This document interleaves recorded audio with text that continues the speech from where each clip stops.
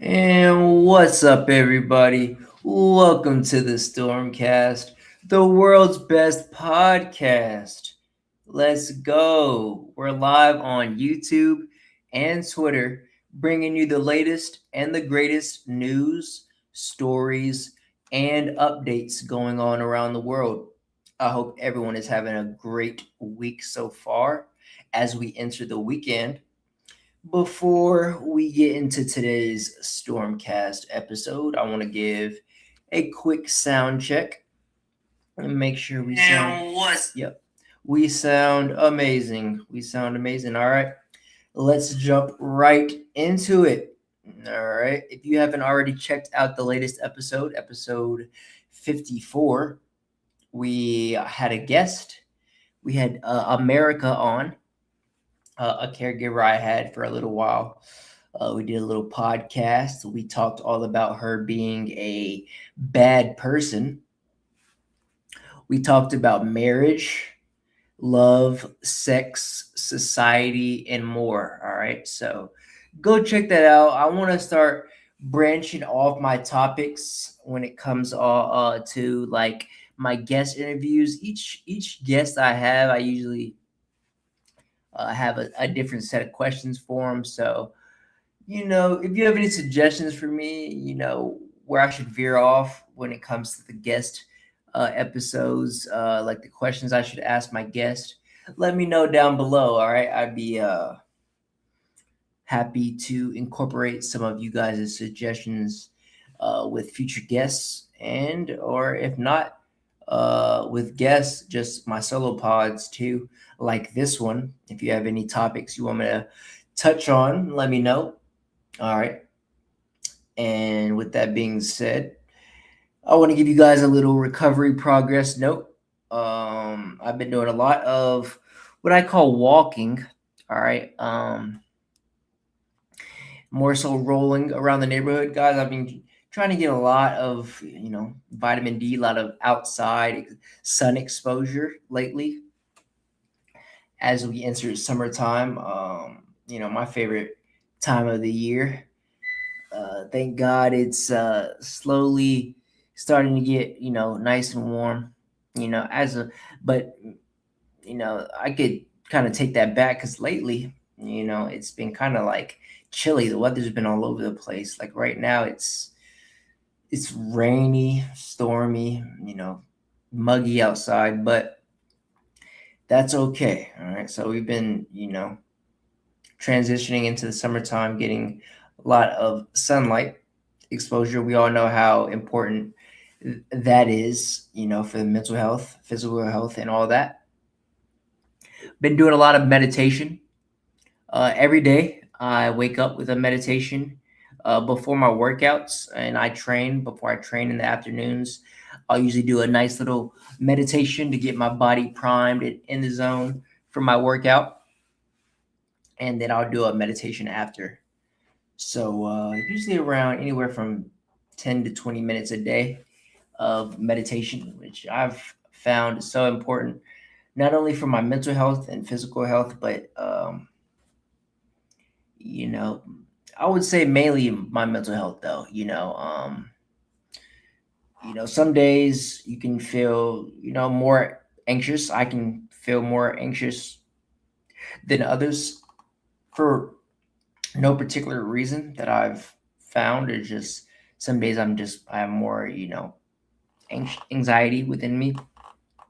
And I've found that, sitting down, meditating for a good, anywhere 5 minutes at a time, and doing that a couple times a day, I found that really helpful for me. So maybe you incorporate that in your life and see how that goes.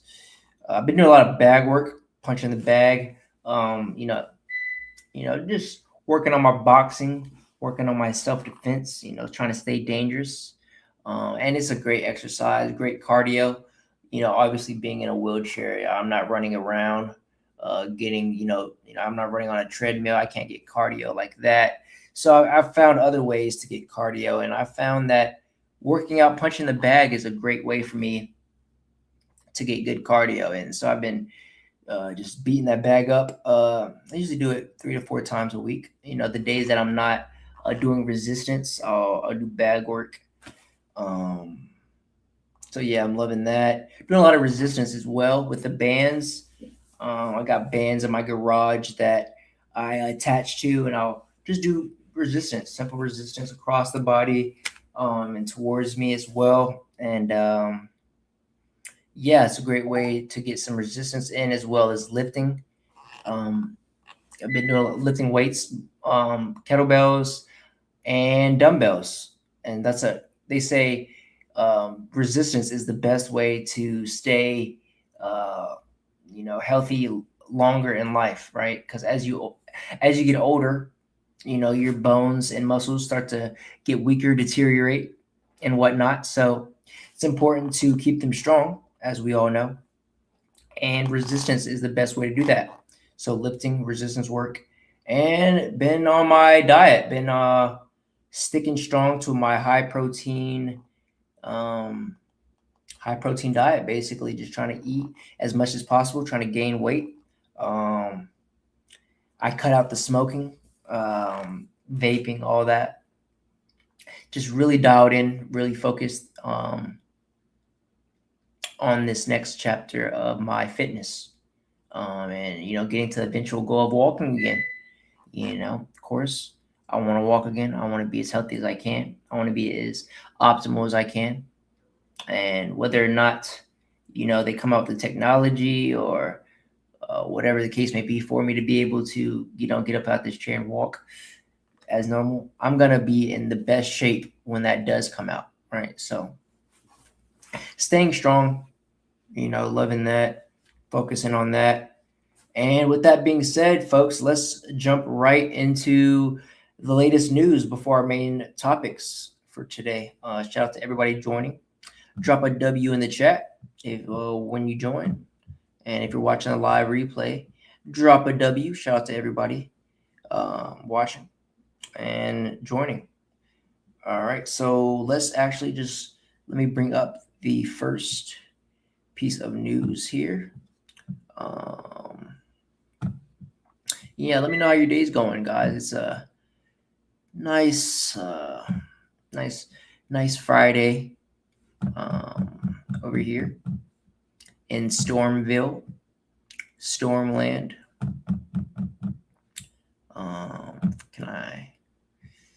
Can I find my first piece of news? There's a lot going on around the world, and I'm glad to be the one to be able to share some of it with you. If you don't already know what's going on, let me inform you. As you see here, there was an attempted shooting / assassination at the White House Correspondents Dinner last Saturday or Sunday. So if you haven't already heard about it, a man tried to run past security and with a rifle, and I guess he was, gonna try to kill somebody, try to assassinate, whether it be the president. I don't know. We don't know the motives yet. Maybe. I don't know if there's a manifesto. We're gonna read about it here. All right. So I'm learning with you guys, right? I'm reacting live here with you. So breaking news: man arrested after shooting incident at Trump's White House Correspondent Dinner. So let's see what's going on here. We have Trump here. Checkpoint armed with multiple weapons. Give some volume. And he was taken down by some very brave members of Secret Service, and they acted very quickly. And have just Let's start that over. The checkpoint armed with multiple weapons. And he was taken down by some very brave members of Secret Service, and they acted very quickly. And have just released, for purposes of transparency, clarity, I've ordered it to be put out. You probably have it by now. Put out on Truth and put out on many other platforms. A tape showing the violence of this thug that attacked our Constitution, and also showing how quickly Secret Service and law enforcement acted on our country's behalf. Really did a great job. One officer was shot, but saved by the fact that He was wearing obviously a very good bulletproof vest. He was shot from very close distance with a very powerful gun, and the vest did the job. I just spoke to the officer, and he's doing great. You see a man All right. charge So a a couple things security here. checkpoint armed with. They call him a thug. And it's like, what was he expecting? Does he really expect, with all that security, Secret Service around the president, all the guards surrounding the event? Does someone really think that they're gonna be able to even get within 100 feet of the president? Like, come on now, let's be real. So, obviously, a failed attempt by this guy, identified as Cole Thomas Allen. We'll read more on it about him, but just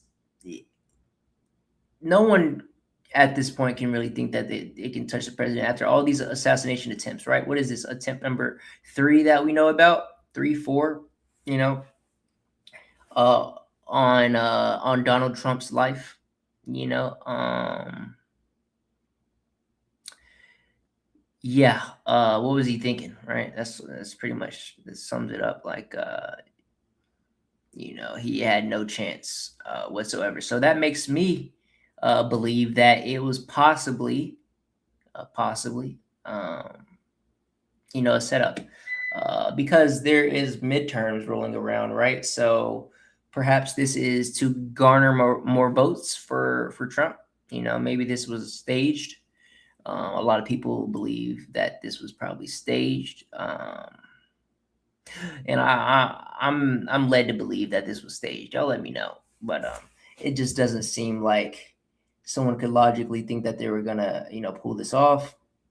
Here we have the guy posted by Trump on his Truth Social.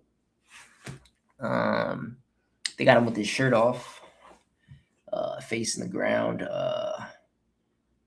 defeated, obviously.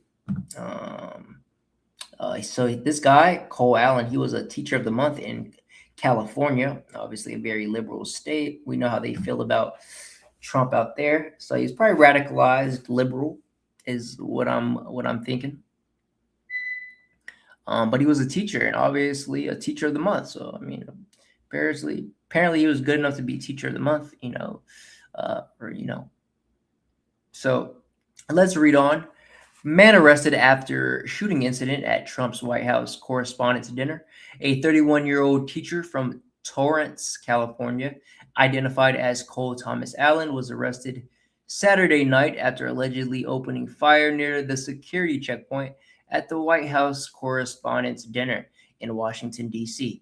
President Donald Trump and other top officials were quickly evacuated from the ballroom unharmed after shots were fired outside the main event area. Okay, so I didn't know that he actually did get shots off, and apparently he did strike one of the Secret Service agents. So one of the Secret Service agents was struck, but protected by a bulletproof vest, as we heard Trump say, and is expected to recover fully. Authorities say Allen, armed with a shotgun and a handgun, never made it past the magnetometers. Those things, that the security, those things that scan you or whatever for metal and whatnot. So he never made it past those before he was subdued, and taken into custody, right? The dinner was disrupted, but no other injuries were reported. This person in the comments says, didn't they just report that he was shot and killed in the lobby? It's not adding up. Oh, I never heard he was shot and killed. I always saw that he was subdued, as we saw in that picture. This person says, let me guess, he's a Democrat.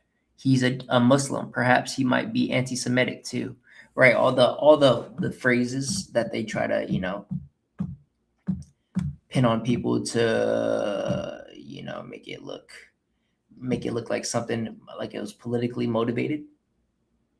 But I don't know if we have this guy's motives right? I'm sure more will come out in the future on this and what happens to him.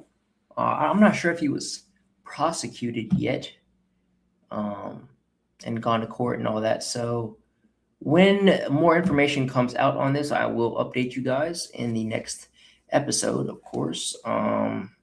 Here, let's ask ChatGPT real quick the current status of this guy, Thomas Cole Allen. All right, so has Thomas Cole Allen been indicted, and what is his status?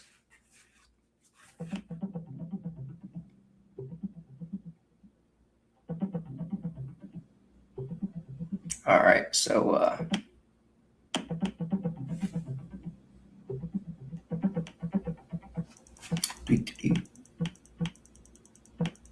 as of now, Thomas Cole Allen hasn't been indicted. The case is still proceeding on a criminal complaint. He was charged on April 27, 2026, with 3 federal counts, including attempting to assassinate the president, transporting firearms, and discharging a firearm during a violent crime. He made his first court appearance and is being held without bail, but no plea has been entered yet.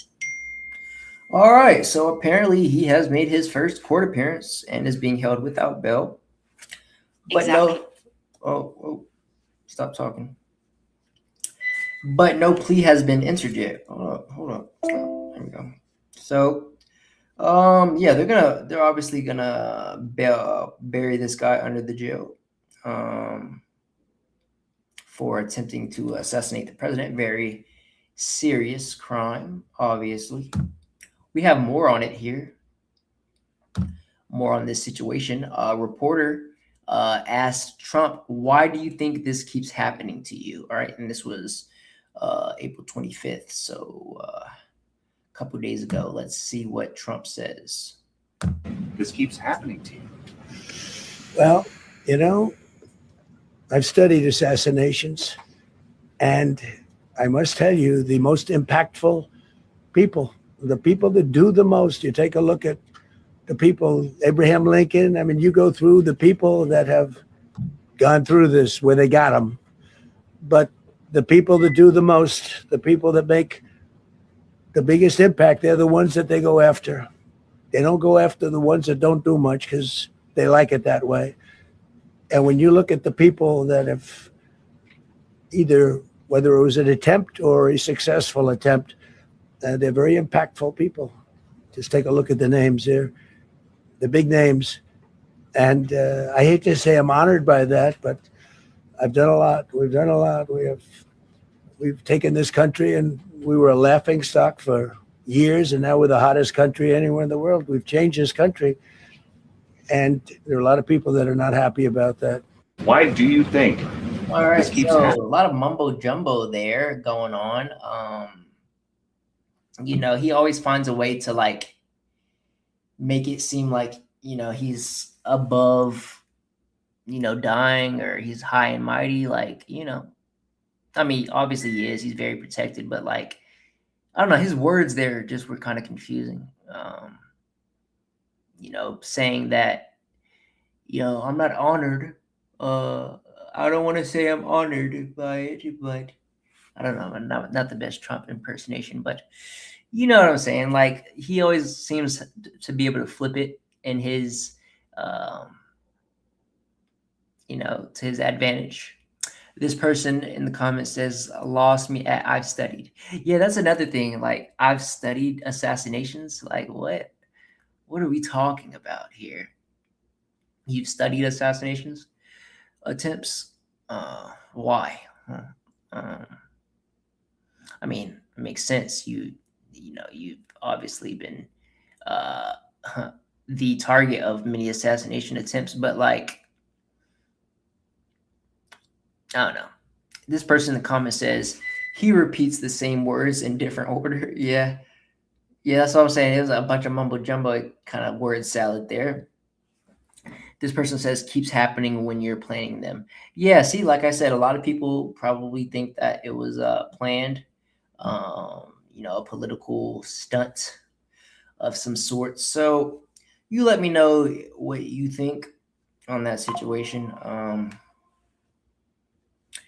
And I don't think that'll be the last one, folks. Hate to say it, but a lot of people don't like this man. His presidential approval is the lowest it's been ever. But when it comes to politics, there's going to be stunts, and they're going to lie to you, right? And you can't believe everything you see in the media. We always, challenge, what we read in the news and see in the media here on the StormCast, right? There's always alternative motives, especially when it comes to political affairs, right? So moving on to some more news, we have something that I saw that was, kind of crazy to me. The DOJ is set to bring back firing squads and electric chairs to federal executions. All right, so the United States Department of Justice to bring back firing squads for federal executions. The Justice Department said it will speed up federal death penalty cases and expand execution methods to include firing squads. The move would allow firing squads an alternative to lethal injection, which is currently the primary method used in federal executions. And if you ask me, right, if someone is worthy of, the death penalty, we should make it public, and we should do it like they used to do it. We should, just make it public, and so everyone can see. So perhaps, it'll scare off somebody else from committing their crime. If it's that serious, So this person says, bring it back for the people in the Epstein files too. Yeah, this person says based. Speaking of Epstein files, we haven't, what's been going on with Epstein files? It's been kind of quiet. Everybody's been kind of quiet on that, ever since this Iran war has been going on, right? Perhaps that was a distraction to distract us from Epstein. Perhaps Epstein was a distraction to distract us from something else. It's just what to believe. But we do know that Epstein, obviously was a despicable person, and a lot of people that were associated with him, that is, without a doubt, truth. There's a lot of evil out there, sinister people, doing a lot of heinous crimes, behind the scenes. But what's going on with that, right? Nobody's been prosecuted. Obviously, all the names were redacted, but and then we heard Melania say release all the Epstein files, and it's kind of crazy that she would say that, knowing that Donald Trump is, all over the files. But continue on with this. Let's continue on. So says here, the DOJ has reinstated firing squads as an execution method for those convicted of the gravest federal crimes. AG Blanches is currently seeking the death penalty for 9 individuals. All right, let's add some volume. Government should add firing squads, electrocution, and gas as methods of executing people convicted of the gravest federal crimes. This was part of a report that noted difficulties in getting drugs for lethal injections. The report was a fulfillment of President Donald Trump's promise to resume capital punishment in his second term. Acting Attorney General Todd Blanche has authorized seeking death sentences against 9 people. This after President Trump rescinded a suspension on federal executions by former President Joe Biden. The Justice Department says the U.S. government should add Attorney General Blanche is firing squads, seeking this out. Trying to get this approved. A metal chair, a hood over his head. So here we have Brad Sigmund was executed by a firing squad on March 7th, 2025, choosing the method over other alternatives. It was the first use of a firing squad since 2010 and the only and only the fourth since 1976. Y'all let me know. How would you prefer to get executed, right? By firing squad, lethal injection? What are the other ways? I don't know what other ways they would kill you, do it legally, right? House, firing squad, lethal injection. Oh yeah, like what do you call it? Like electrocution, right? Y'all let me know. What's your preferred method of getting executed? What would you choose? Let's continue on. Head and a target over his heart. That is how South Carolina death row inmate Brad Sigmund chose to die, the fourth execution of its kind in 50 years. The 67-year-old was sentenced to death for killing his ex-girlfriend's parents with a baseball bat in 2002. Sigmund's lawyer says his client chose death by firing squad because it offers fewer unknowns than lethal injection. A metal chair, a hood over his head, and a target over. Would I rather get shot than injected with a bunch of different chemicals? I don't know. I don't know. That would be the hardest choice. Got to start with the Epstein clients first. Yeah. Anybody? So here we have Trump rescinded a suspension on federal executions that was put in place by the Biden administration. All right, here we have him. Murder something in the Capitol. Capital punishment. Capital punishment. If somebody kills somebody in the Capitol, Washington, D.C., we're going to be seeking the death penalty. And it's a very strong preventative. And everybody that's heard it agrees with it. I don't know if we're ready for it in this country, but where you have it, it is, we have no choice. Anybody murders something in the Capitol. I think we're ready for it. Right? If people are out there doing, killing people, especially like in ways that aren't like self-defense or, they're planning it out and, execute, especially like mass murderers and child, predators. I think they should all seek death penalty for these type of individuals, right? Scum of the earth, subhuman behavior. We don't need that here in the United States. In a U.S. Supreme Court. So here we have lethal injection is reportedly closer to drowning and can take up to 20 minutes. A firing squad is almost instant.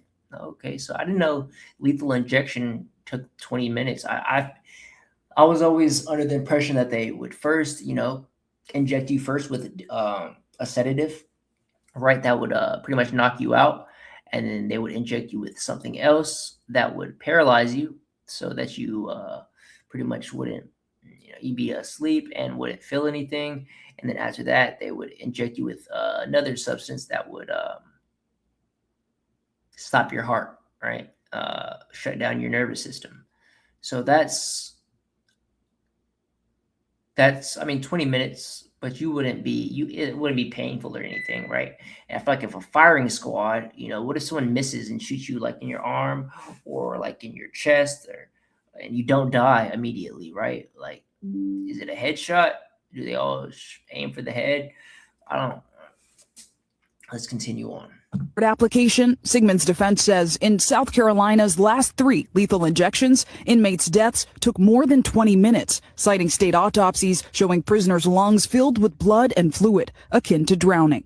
A death by firing squad happens almost immediately. It doesn't mean it's not going to be painful, but lethal injection is absolutely painful. In a U.S. Supreme Court application, Sigmund's defense said lethal injection is painful. I don't think it is. Like, I was under the impression that you'd be like already asleep, pretty much knocked out.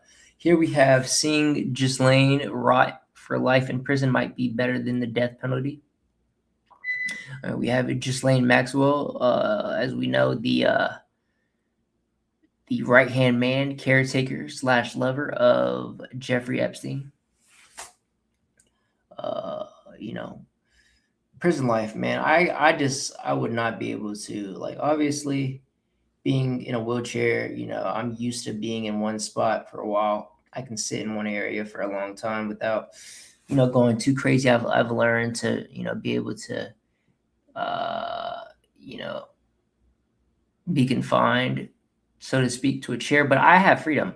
I can take this chair, open my door, and roll out and go through my neighborhood and be free, right? But when you're in prison, you just see the same walls, no matter what. You have no choice.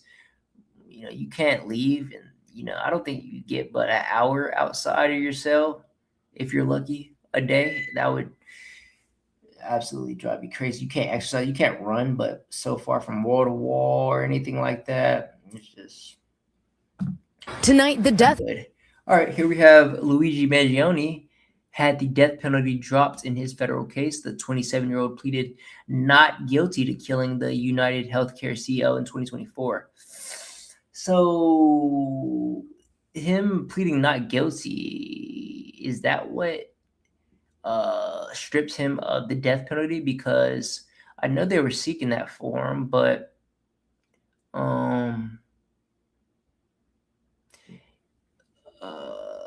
so apparently he can't be executed now.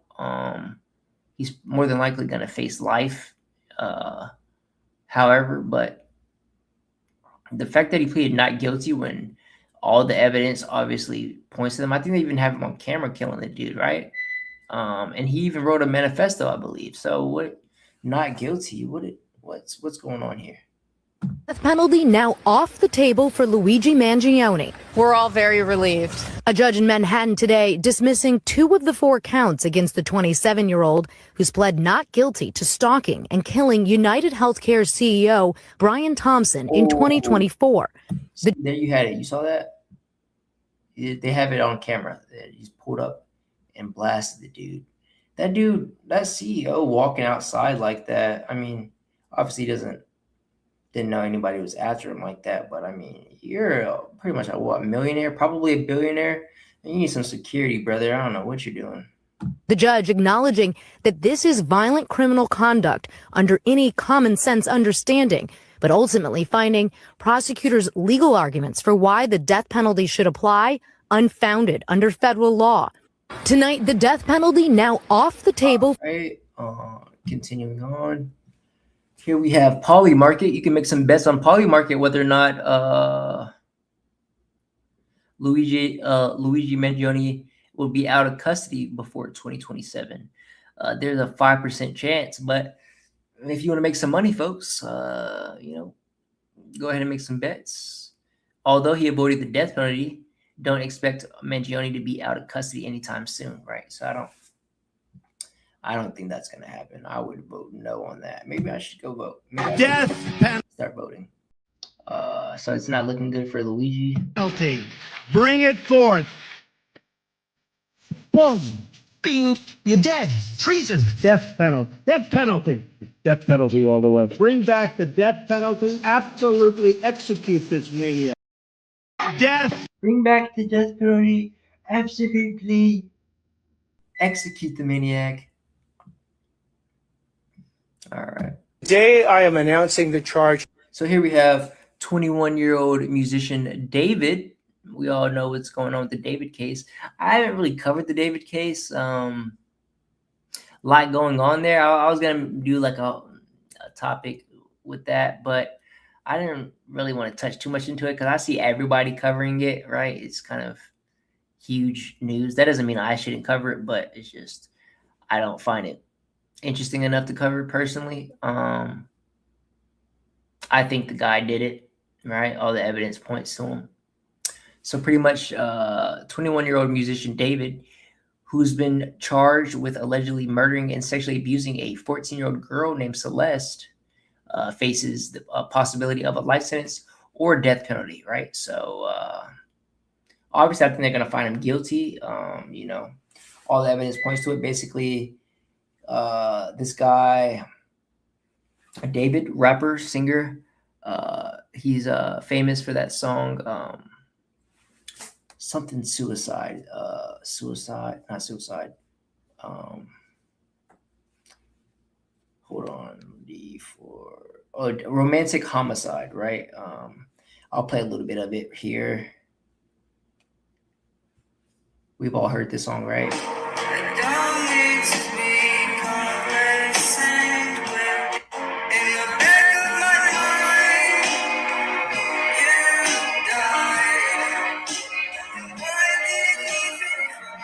And I'm not gonna lie, I don't want to get copyrighted there, so that's all I'll play. But beautiful song, right? I like the song. I like his music. I like that song. I don't know any of his other music, but in the back of my mind, you died. Like, it's catchy. I you know, you hear it and you like the music, but you didn't know. I didn't know the guy was, you know, messing with a 14-year-old and sexually abusing her. Right. So that's kind of where I draw the line, and it's hard to put the art over the artist at this point, because it just a lot of evidence says that he used a chainsaw. I heard that he used a chainsaw to dismember her after stabbing her multiple times, and he killed her because she was going to expose him and end his career because he was cheating on her and wanted to be with other girls while she left her parents to go move out with him. And do drugs and, you know, live that lifestyle. And he wanted to have multiple girls, and she wasn't okay with that. So she threatened to expose him. And then he just said, nope, that's not going to happen. Dead man tells no tales. So he killed her, tried to get rid of the evidence by dumping her body, her dismembered body, into his Tesla and taking it to like a car yard, which wasn't found until months later. And that was last year, and that's kind of what's going on in that case. So, yeah, I mean, that's pretty much the gist of it. I'll probably cover it in detail later when we find out, everything surrounding the case, right? When he goes to court and we get, an answer to, in the court system, right? When he's prosecuted. But let's see what's going on here. Charges against David Anthony Burke, the musician known as David, spelled D4VD, in connection with the brutal and horrific murder of Celeste, a 14-year-old at that time. These charges include the most serious charges that a DA's office can bring. That is first-degree murder with special circumstances. The special circumstances being lying in wait, committing this crime for financial gain, or murdering a witness in an investigation. These special circumstances carry with it, along with the first-degree murder charge, a maximum sentence of life without the possibility of parole or the death penalty. Today, I am announcing the charges. There you have it, folks. That's pretty much what's going on. I will update you more when we find out more about that case. Or you can go on Polymarket and bet whether or not you think David will be released from custody in 2026. My bet is no, right? And most people agree with me. 93% no. So as David could be facing the death penalty, it's unlikely he'll be released this year, right? So, no. So alleged child predator David, right now hearing the death penalty is returning. No. Wait.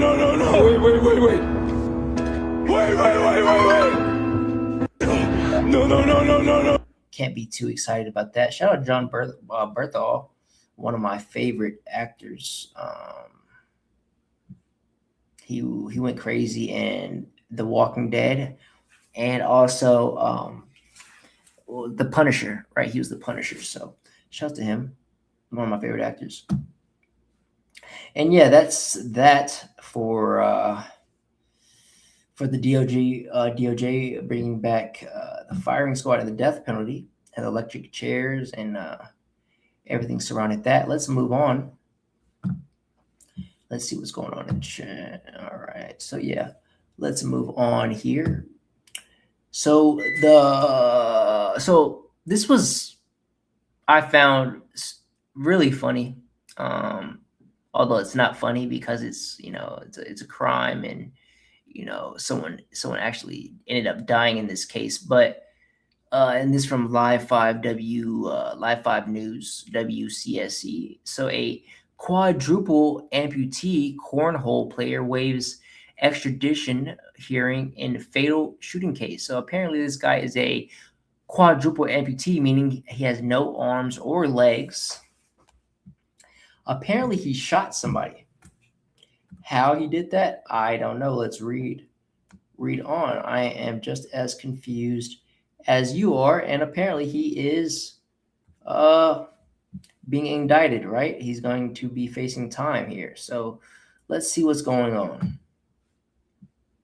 If you've been hurt on the job, this is the biggest mistake you can make. All right. Suffering in silence. Right after this ad, right, we're going to mute it because I'm not sponsored and they're not paying me. Joy Law Firm is not paying me any money. All right, so give that a quick mute. All right. Let's make this screen big and add some volume, shall we? It's only 26 seconds, but... A quadruple amputee and pro cornhole player arrested in Albemarle County is on his way back to Maryland to face murder charges. This morning, Dayton James Weber joined Albemarle Court remotely from the regional jail. The 27-year-old agreed to voluntarily be sent back to Charles County, Maryland. That's where Weber is accused of shooting and killing a man in the front seat of his car during an argument on Sunday. All right, so how did he shoot the guy? Like, did he use his mouth? Did he use his tongue? Did he like use his nubs to pull the gun to his mouth in order to pull the trigger? How does an amputee, so many questions I have. Let's read on. And this was in Charlottesville, Virginia. All right. So this guy, a professional cornhole player with an inspirational story as a quadruple amputee, will be moved from a Virginia jail to face charges in Maryland, where he is accused of fatally shooting a front seat passenger in a car he was driving during an argument. So not only was this amputee guy here, suspect, Dayton James Weber is his name. Not only was he accused of shooting someone, which is baffling to me, but he was driving as well. So this guy, very inspirational story indeed. Right? This guy definitely not letting his circumstances stop him from living his life. Right? So Dayton James Weber waived his right to an extradition hearing on Thursday while taking part in a court hearing in Charlottesville, Virginia, through a video call. I am trying to go back to Maryland, said Weber, 27, who wore a bright green jumpsuit and was calm during the short hearing. Alexander Goodman, Weber's attorney, declined to comment. It is unclear when Weber will return to Maryland. All right. Let's read on. We're not going to read the entire thing. You kind of, see what's going on, but I kind of want to just get what's going on, like how this happened. So Weber was arrested and charged as a fugitive from justice by police in Virginia's Albemarle County after the shooting in Charles County, Maryland on Sunday night. Weber allegedly shot 27-year-old Bradrick Michael Wells of Waldorf twice in the head after a heated argument, according to police charging documents. Authorities haven't publicly disclosed what the argument was about. The charging documents say Weber pulled over after the shooting in La Plata, Maryland, and asked two passengers in the back of the car to help pull the victim out. Okay, so there were others in the car, two other passengers, but they refused, got out of the car and flagged down police officers. Weber fled with the victim still in the car. So this guy couldn't even, he didn't think this out very well, right? I don't know if he thought he was going to get away with this, but he's not even going to be able to get the victim out of his car, not looking good for him. So the charging documents say Weber pulled over after the shooting in La Plata. So pulled over after the shooting in La Plata, Maryland. And okay, we read that. All right. So Weber fled with the victim still in the car, the Charles County Sheriff's Office in Maryland said.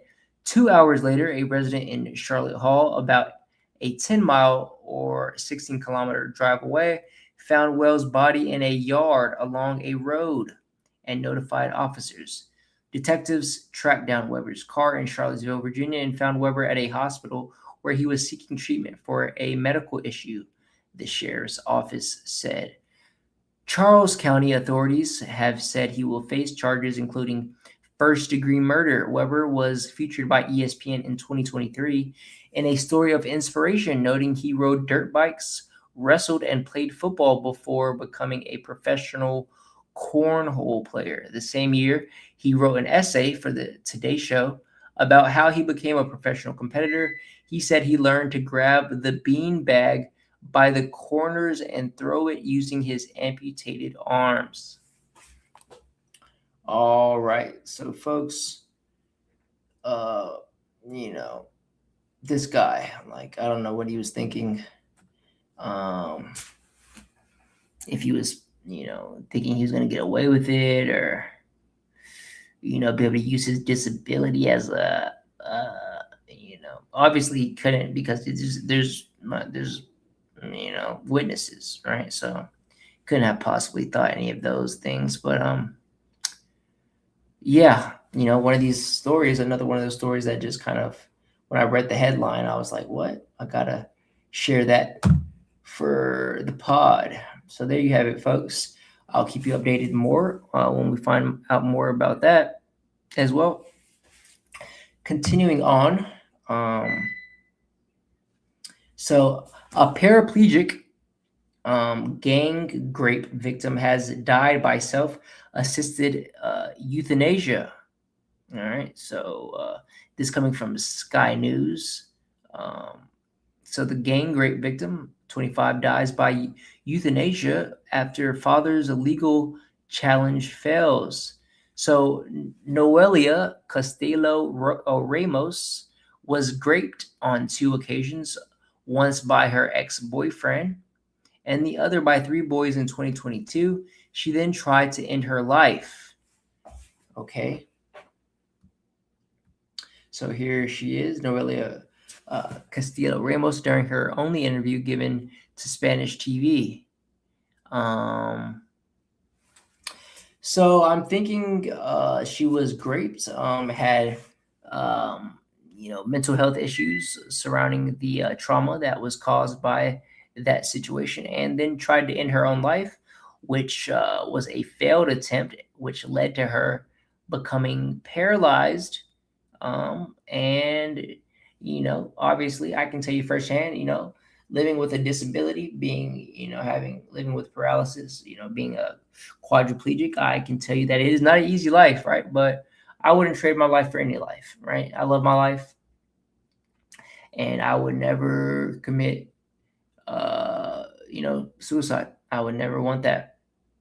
I would never give up in life. I would never quit. Obviously, some people find it, more challenging than others, but you can live with it. You can live a great life still.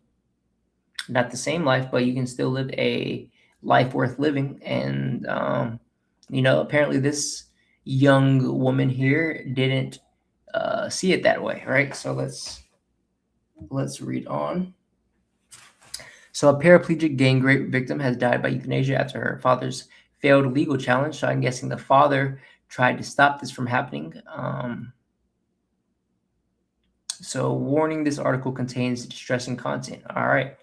Appreciate the warning. So Noelia Castillo Ramos, 25, said she was raped on 2 occasions, once by her ex-boyfriend and the second time by 3 boys in 2022, describing this as a turning point in her life. She jumped from the 5th floor window of an apartment building in a cocaine-fueled attempt to end her own life in October 2022 after previously overdosing on medication, according to legal rulings.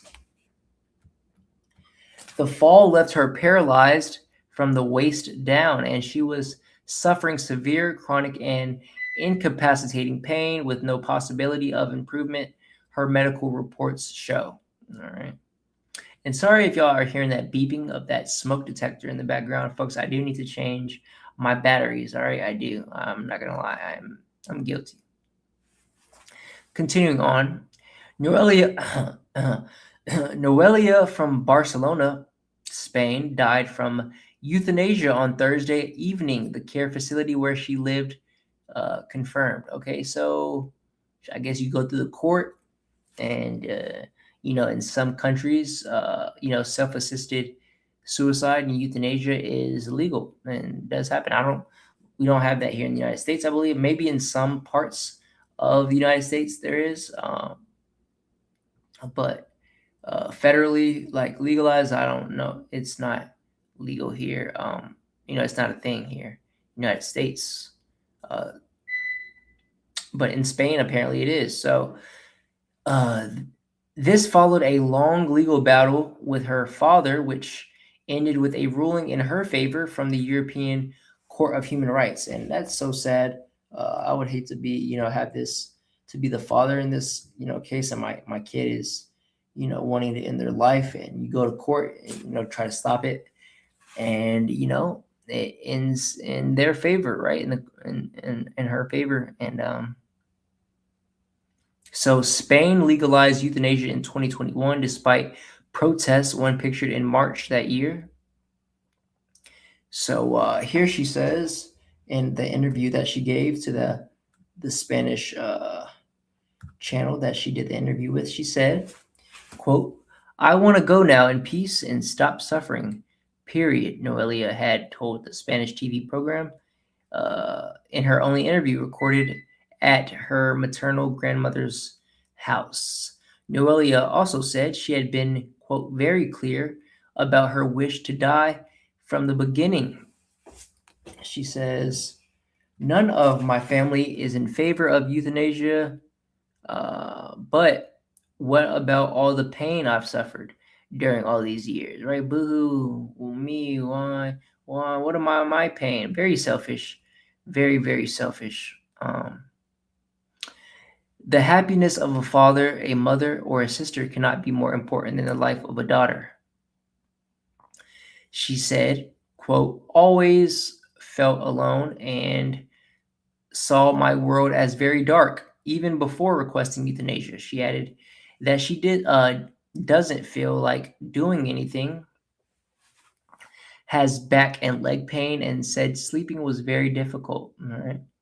Her mother, Yolanda Yoli Ramos, told the Spanish broadcaster that she hoped her daughter would change her mind and would be by her side until the very end. "I want to die alone," Noelia said. She wanted to die looking pretty. "I want to die beautiful," adding that she would wear her prettiest dress and put on some makeup. All right. Very, very sobering case here. We'll read on a little bit further. She said that while she had invited her family to say goodbye, she wanted to be alone in her bedroom at the care facility at the moment of her death.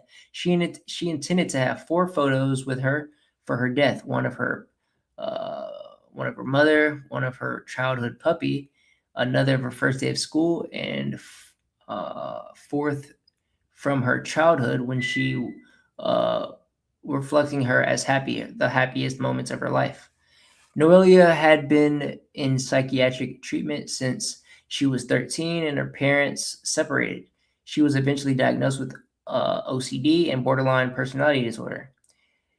Her father witnessed her attempt to take her own life in October 2022. She said, "My father saw me fall and couldn't do anything, but after everything he's done, I don't feel sorry for him anymore," she told the Spanish broadcasting platform that she did the interview with, referencing his legal challenge to stop her euthanasia. Quote, "He hasn't respected my decision and never will."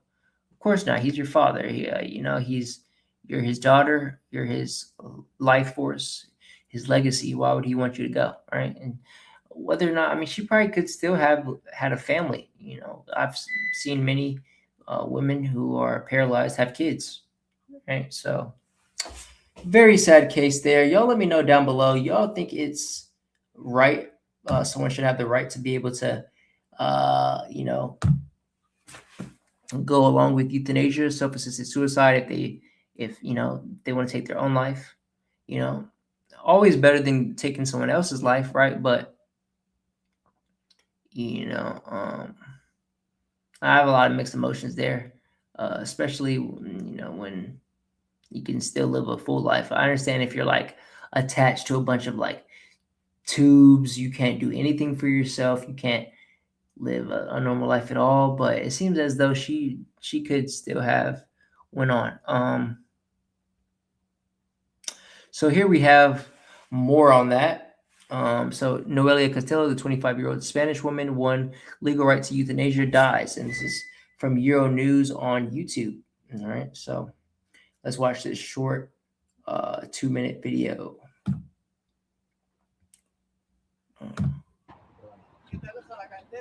A young Spanish woman died in Barcelona on Thursday evening after winning a long court battle for her right to be euthanized.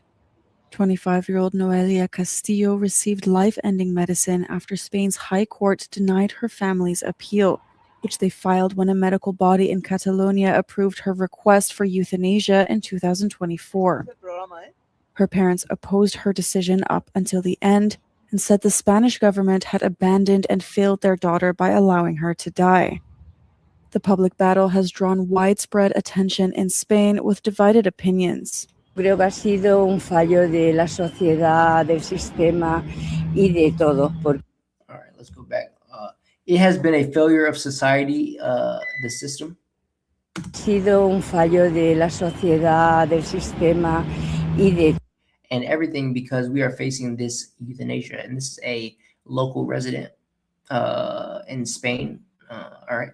Todos, porque vamos a ver, una eutanasia, yo lo primero es respetar. First and foremost, I respect it. It's her decision, and I respect it. There's no doubt about that. Su decisión es respetarla, no cabe duda. Pero creo que hay la eutanasia. But I believe, all right. But I believe euthanasia is for certain moments, certain people who are completely, like I was saying, like people who are completely like, you know, bedridden, they have no choice in life. They can't live a normal life at all, can't eat for themselves, can't drink for themselves, any of that, right? And I don't think her life was that, you know, her situation was that severe. Right, do you respect it? Do y'all respect it out there? Or do you think there's any certain case that this should be allowed in or seems reasonable for? Si la sociedad hubiera cogido médicos, if society had involved doctors, psychiatrists, whoever, psiquiatras, quien sea, yo creo que se podía haber salvado. I think it could have been prevented. Mi opinión personal mía. In my personal opinion, this is another local resident. Era su vida. It was her life. Ella She made her decision, so for me, it has to be respected. tomó su decisión, con lo cual para mí tiene que ser respetable. Es ponerse en la piel de otra persona. It's about putting yourself in someone else's shoes. El sufrimiento de otra persona. Understanding someone else's suffering. Y para mí es eso. And for me, that's it. Castillo struggled with psychiatric illness since she was a teenager and tried taking her life twice. The injuries she suffered from her second suicide attempt in 2022 left her unable to use her legs and in a wheelchair. Spain is among 9 European countries with laws that... Hey, I'm unable to use my legs and I'm in a wheelchair, and you don't see me out here, you know, feeling sorry for myself, right? That goes along with the thousands of other, you know, quads that, you know, either watch my channel or they, you know, are out there living their lives. You know, there's people out there doing amazing things. You know, have you not seen the Paralympics, right? There's blind people running, you know, marathons and, you know, doing all type of things. So, you know, just really sad case here. Allow people experiencing unbearable suffering to access assisted dying. All right, there you have it, folks. That's all the news that I have for today's episode. Let's jump into some of the topics at hand. All right, so first topic up, we've got gas prices hit a all-time high. U.S. gas prices hit highest level since start of the Iran, Israel, United States war. All right, so U.S. gas prices climbed to a 4-year high Tuesday, reaching a national average of $4.20 as energy markets reacted to the U.S.-Israeli conflict with Iran. Prices have surged 40% since last February, with Western states seeing the steepest cost, while oil benchmarks approached $100 per barrel. Traders predict a 44% chance Trump will announce the blockade has been lifted by the end of May. All right, folks, there you have it. It's what happens when you get into wars for other countries that we shouldn't be involved in, right? The normal average person has to feel that pain in their pockets. And I saw gas prices in California were like in the $9 a gallon, something crazy like that. I think here in South Carolina that the gas is, I haven't seen it too crazy. I think it's like $3, $4, at the most in some places perhaps. But over there in the West Coast, they are definitely feeling it. So here we have gas prices hit their highest level in 4 years. The average price per gallon is $4.20, up $1.26 since the start of the war. All right. They hit their highest level in 4 years. The average price for a gallon of gas now $4.20. That's up $1.26 since the start of the Iran war. With peace talks stalled and no sign that oil tankers will start moving anytime soon through the Strait of Hormuz, oil prices are still climbing. David, gas prices today hit their highest level in 4 years. All right, let's continue on. So yeah, look at this. This is California gas prices. The gas prices in California are literally criminal. So this is downtown Los Angeles. Let's see what the Chevron gas station price is. Yeah, folks, what's that? So for diesel, $8.79, almost $9. For regular, $8.71. Absolutely, yeah, absolutely. That's a perfect word. Absolutely criminal, right? And where are you watching from? Out there watching? Y'all let me know what your prices are. You're not in California. All right, so we have a video here when she tells you to take her somewhere expensive to eat. Would you like 87 or 91? We'll have the 91. Sure.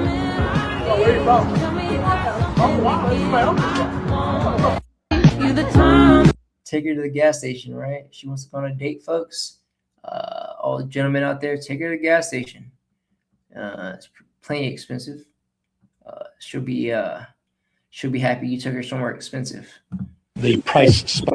So here we have Gavin Newsom, the governor of California, saying that rising prices are directly attributable to Trump, adding that he needs to be held accountable. Spikes in this state are directly attributable to the actions of the President of the United States.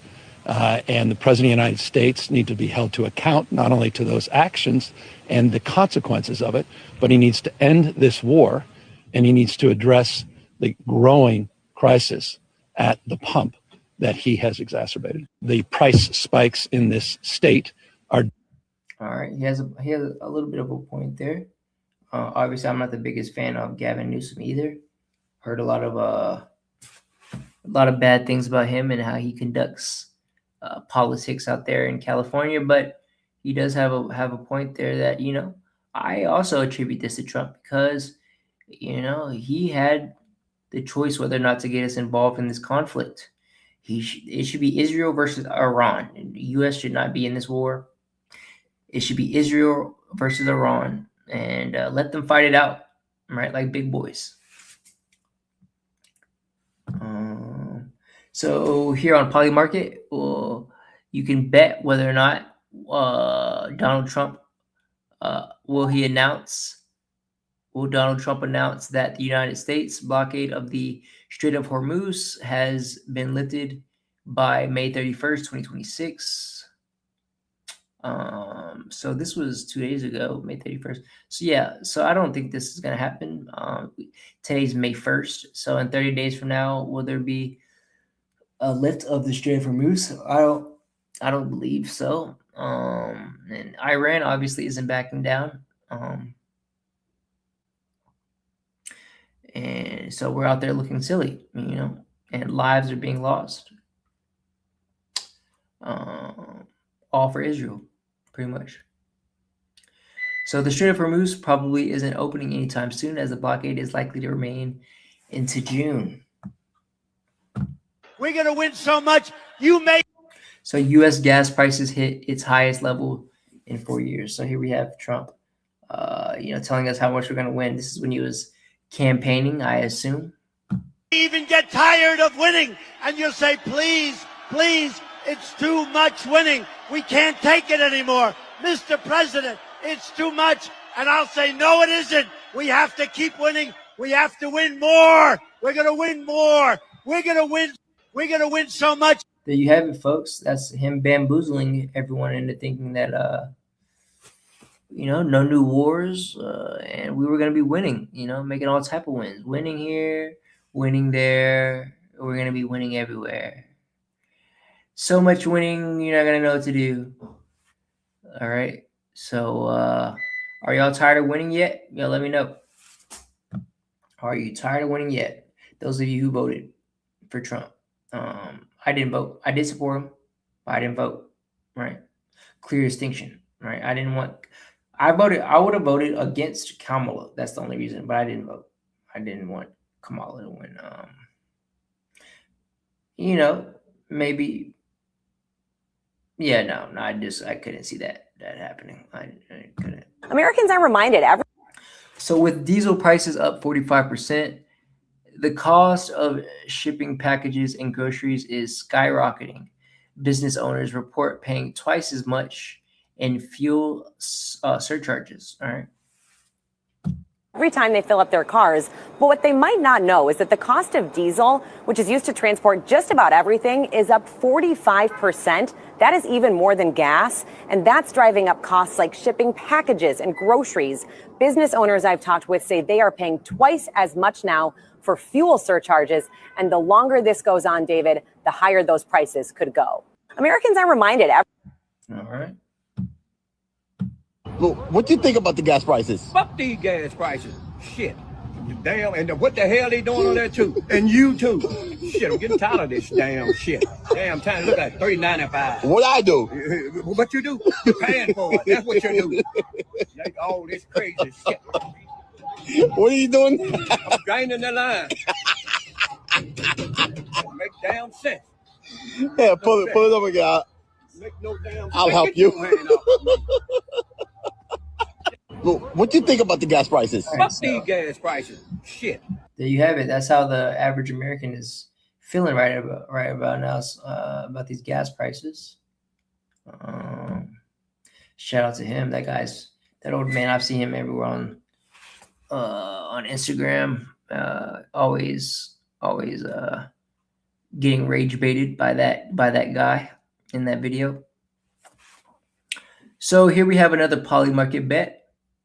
Will crude oil hit high $120 per barrel by the end of June? And there's a 54% chance that it's yes. So a lot of people think that, these prices are going to continue to go up. So gas won't likely get any cheaper, as crude oil is expected to hit $120 per barrel. And that would be... They all said, we agree. So here we have Trump saying there's even a chance gas prices will be higher by the midterm elections. So do you believe the price of oil and gas will be lower before the midterm elections?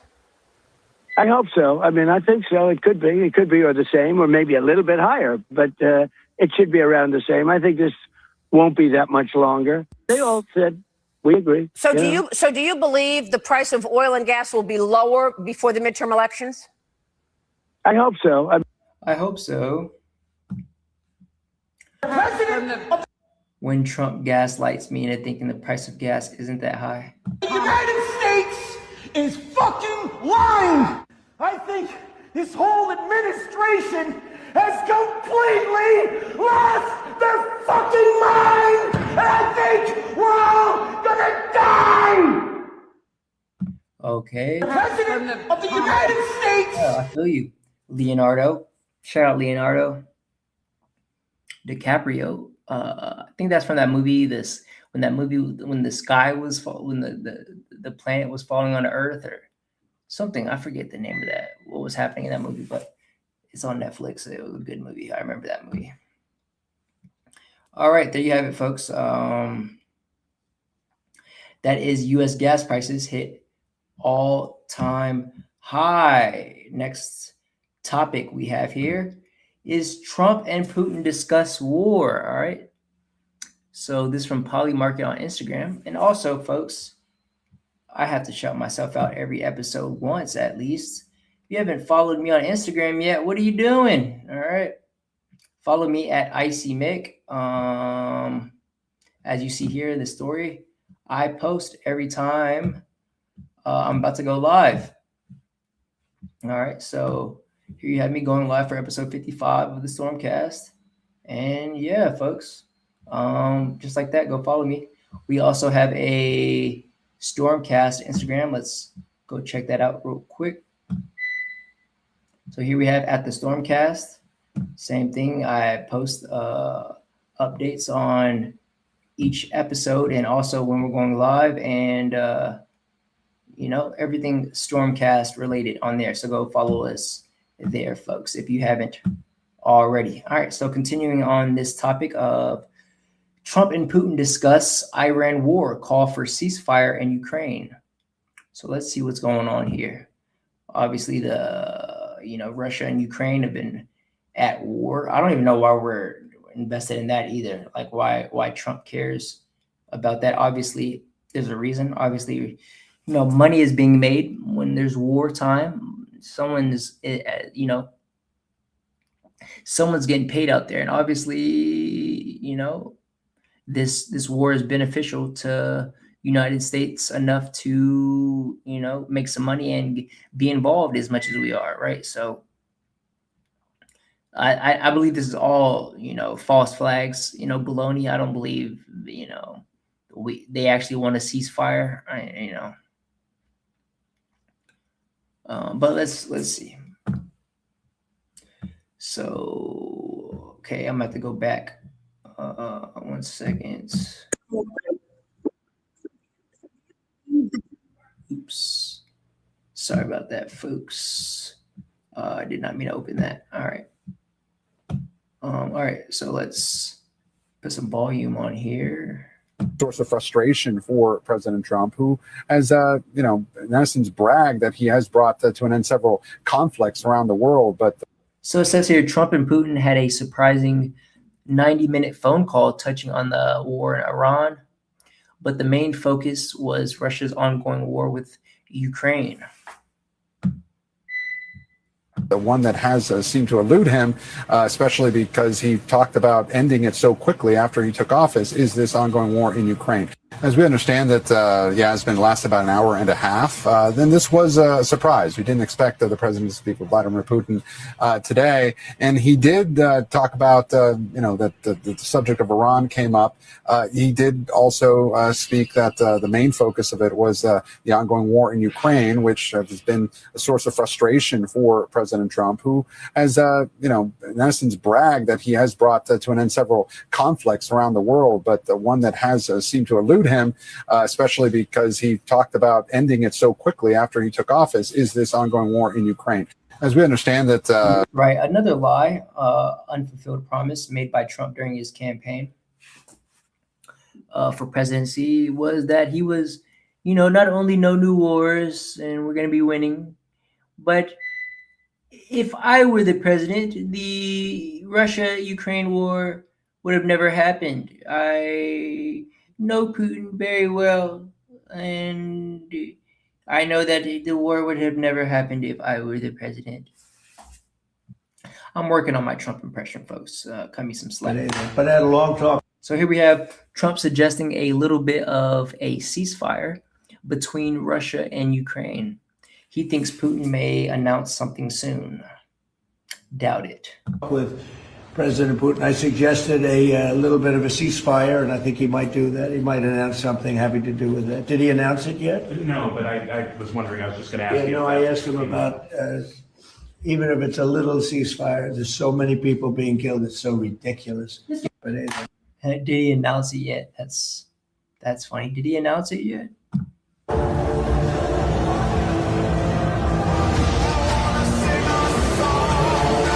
So Ukraine and Russia ceasefire before GTA 6.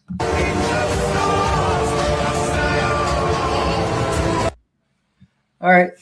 If you want to bet on Polymarket whether the Russia-Ukraine ceasefire will happen by June 30th, 2026, I would suggest no, right? I would buy no there. And most people, 87% of people, agree with me, right? Very little optimism for a ceasefire before the end of June. I don't understand how So some are critical of Trump's relationship with Putin, who just met with Iranian foreign minister. Additionally, a Russian super yacht was reportedly let through the Strait of Hormuz. President Trump can continue to do favors to Vladimir Putin. He just let a Russian oligarch go through this blockade. Putin met with the foreign minister of Iran. Diplomatically speaking, he meets with heads of state. He doesn't meet with foreign ministers. He chose to have that meeting. I mean, these are countries that are helping each other. And it's time, I think, for President Trump and his administration to understand that basic fact. Because right now, he makes him look weak. He makes him look like a fool. I don't understand how President Trump can continue. Yeah, they are allies, Iran and Russia. That's, and I also think China is also allies with Iran too. So that's really scary, folks. Like if a war were ever to break out and those three were to put their full militaries together, right? What they could, how scary that could be. What they could do against us and our allies. Obviously, we have the biggest military in the world, strongest, most powerful, most capable military. But war is changing, right? And, where we used to fight with boots on the ground, everyone has drones now, right? Everyone has AI and technology. Everyone's more advanced now. So, you don't want to mess with these powerhouse countries, superpowers, I should say.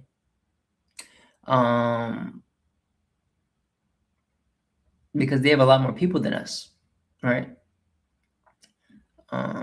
Russia and China, that is, of course. But yeah, it wouldn't be pretty if we I think we're going through a Cold War right now with Russia, but if we actually got into a full-on war with them. So billionaire Russian oligarchs in the Strait of Hormuz when there's active blockade. Shout out Conor McGregor.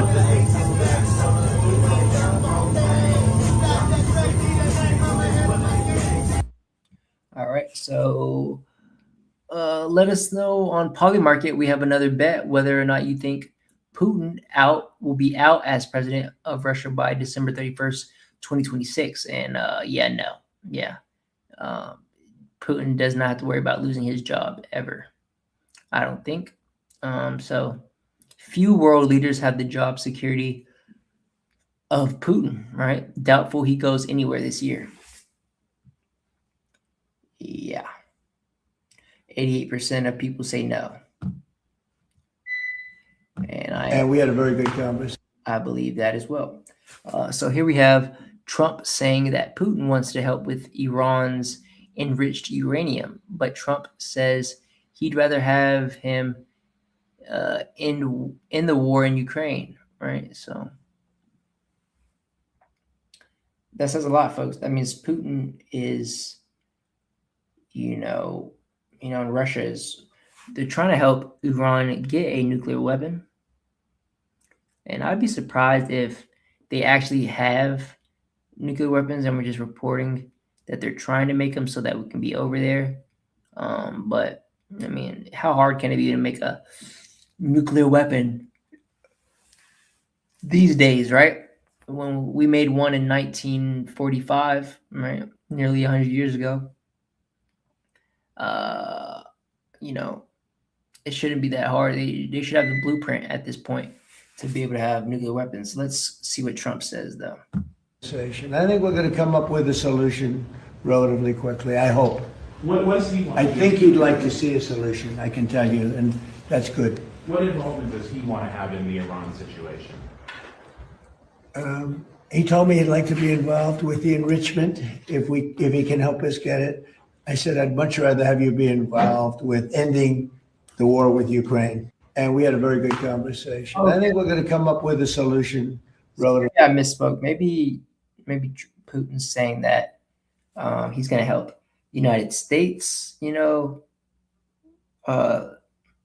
stop Ukraine from getting enriched uranium.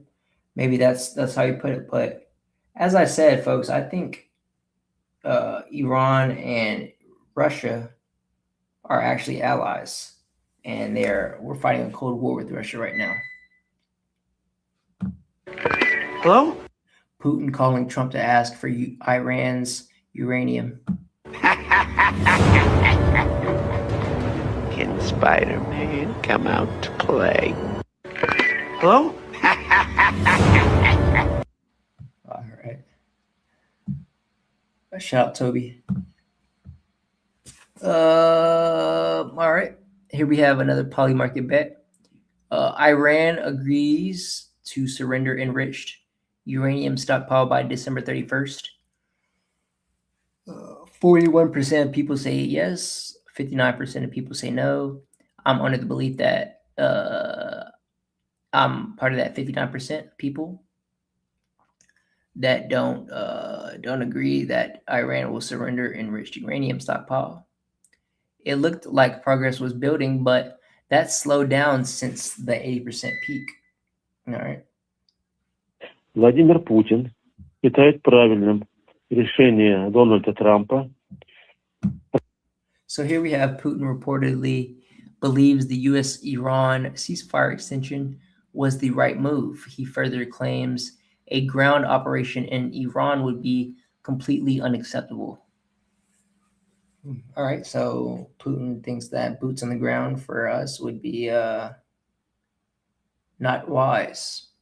All right. Продлить режим прекращения огня в отношении Ирана, то должно дать шанс переговорам и в целом помочь в стабилизации обстановки. При этом президент России обратил внимание на неизбежные крайне пагубные последствия не только для Ирана и его соседей, но и для всего международного сообщества, если США и Израиль вновь перейдут к силовым акциям. И, конечно, совсем неприемлемым и опасным видится вариант с наземной операцией на территории Ирана. Владимир Путин считает правильным решение Дональда. All right, so basically, folks, what you heard there in Russian from Putin was that he believes the ceasefire with Iran is a good idea. We should work out a peace deal, basically, so that so to stop the war, basically, is what he's saying, to not extend the war any longer and to not affect the surrounding areas of Iran any further than have already been affected, right? With bombings and blockades and whatnot, right? So is everyone having a good time? All right. On your call with President Putin today, So here, Trump was asked if the war in Iran or Ukraine would end first. He says they might be on a, quote, similar timetable, while claiming Ukraine is militarily defeated. All right. Do you think the war in Iran ends first or the war in Ukraine? Well, we talked more about the war in Ukraine, but he would like to be of help. I said, before you help me, I want to end your war. So we had a good talk. I've known him a long time. I think he was ready to make a deal a while ago. I think some people made it difficult for him to make a deal, but we talked more about Ukraine. But which war do you think ends first? That's an interesting question. Coming from you, that's very interesting. Which war would end first? I don't know. Maybe they're on a similar timetable. I think Ukraine, militarily, they're defeated. On your call with President Putin today, do you think the war in Iran ends first or the war? Right. That is the reaction back in his Militarily defeated. I don't think so. I think that's cope. Right. I don't think they're militarily defeated at all. In fact, I think they have, a lot of fight in them. Right. And so I think he's kind of just, kind of trying to protect himself, against the media there. But it's not looking too pretty for us guys in this war. If this war continues on longer and longer, you will be affected by it in one way or another. So this says when the Ukraine versus Russia and Iran versus U.S. war end on the same day. gym in Birmingham, England. Leon Edwards has done it. And that is the reaction. Joe Rogan's so dramatic. So dramatic. All right, folks. There you have it for the recent Trump and Putin discussions. Moving on to our next topic for today. We have Elon Musk versus OpenAI lawsuit. So apparently Elon Musk is dragging OpenAI to court. He's accusing the owner of OpenAI, Sam Altman, the CEO of OpenAI, of betraying humanity. Oh, the humanity. All right, so let's see what's going on here. We have Elon Musk going through security to go to the courthouse. All right. There he is. There he is. That's the second run of that.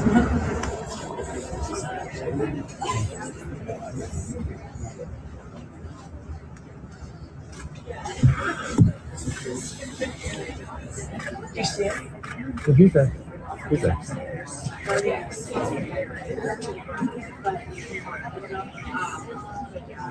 There we go.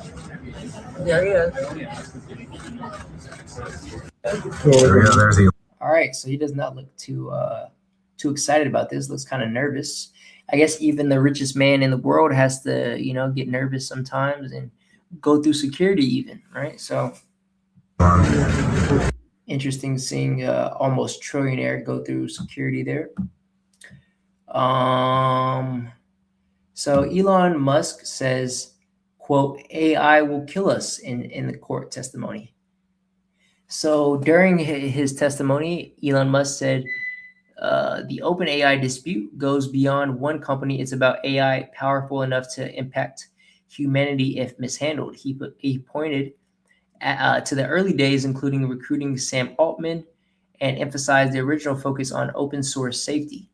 At the center of it all is Microsoft's $10 billion partnership, something critics frame as Musk reacting after stepping away. The biggest concern, power is concentrating fast. Just a handful of labs now influence the majority of frontier AI systems. All right, so it seems like, Elon is doing he's fighting for humanity here and,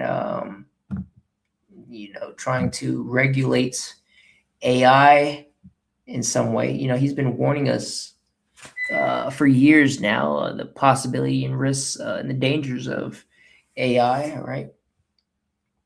But seems as though he's taking it to the next step and taking the owner of OpenAI to court for, I guess, being a danger to society. It seems like, is that what this is about? So one of the comments says, "Right message, wrong messenger." I mean, it seems as though Elon has, he has good intent with a lot of the things he does. The companies he started, Neuralink, trying to help paralyzed people walk in, or getting us to the moon, not the moon, Mars rather, to try to get us to become a multi-planetary species. It seems as though he has, he's using his money to, do positive things in the world, but a lot of people don't like him for whatever reason. I guess his connection to Trump, or they just don't like him for whatever reason. So, right. So this person says, "This is facts, by the way. OpenAI was supposed to be a nonprofit." I didn't know that. Oh, okay. So basically, he's taking him to court for monopolizing or capitalizing on AI. It seems like this person says, "Bro, Elon Musk may literally be the richest man in the world. Someone who could be anywhere living in total comfort and luxury, but instead he seems to crave attention and keeps getting caught up in legal disputes and courtroom drama." Yeah, interesting character, right? That we live in the period of history of the richest man ever, right? And he's out here on the normie streets, going to courtrooms and whatnot. If it was me, I'm gonna be honest, I would not care about what's going on with everyone. I don't think. I mean, I would definitely try to be as positive, make as much of a positive impact on the world as I could, but I would not be worried about such monotonous things. I don't think I would get myself involved, and that's what separates me from Elon Musk, I guess, is that he cares, right? A little bit too much, it seems like sometimes. Elon Musk says AI could kill us during OpenAI lawsuit testimony. Let's give it some volume.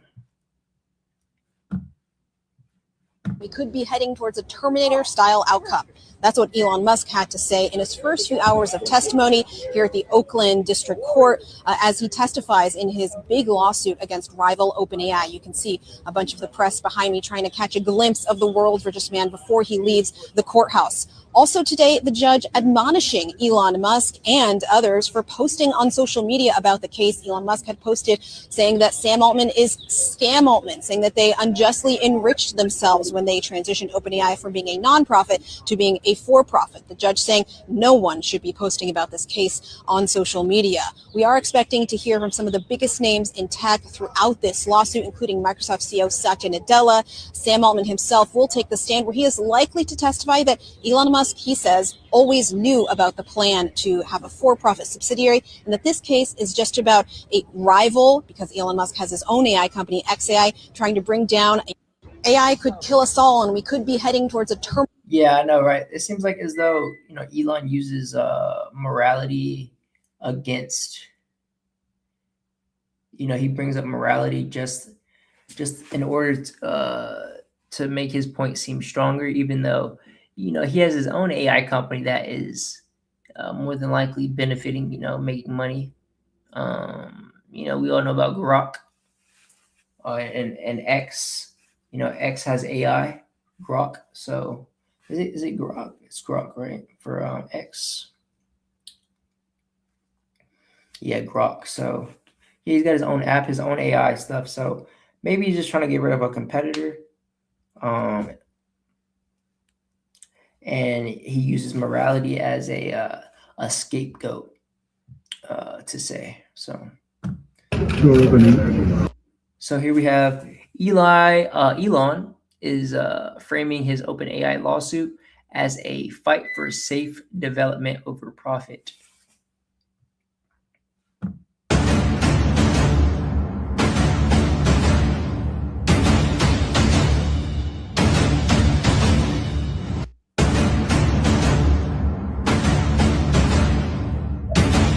Trying to go back here. All right, here we go.